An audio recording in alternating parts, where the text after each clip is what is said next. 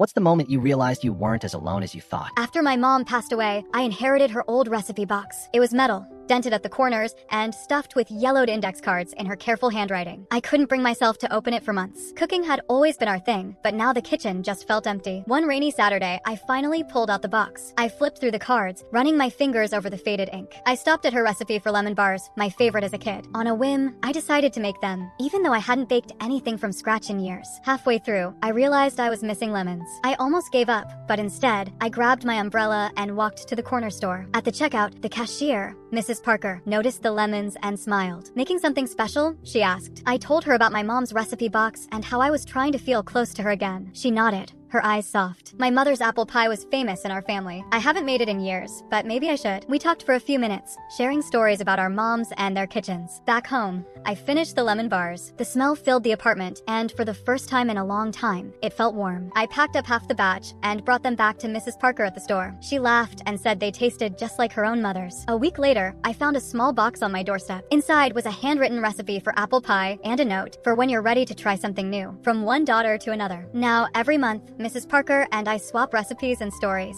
Sometimes we bake together, sometimes we just talk. The kitchen isn't so empty anymore, and every time I open my mom's recipe box, I remember that love can find you again, even in the smallest, most unexpected ways.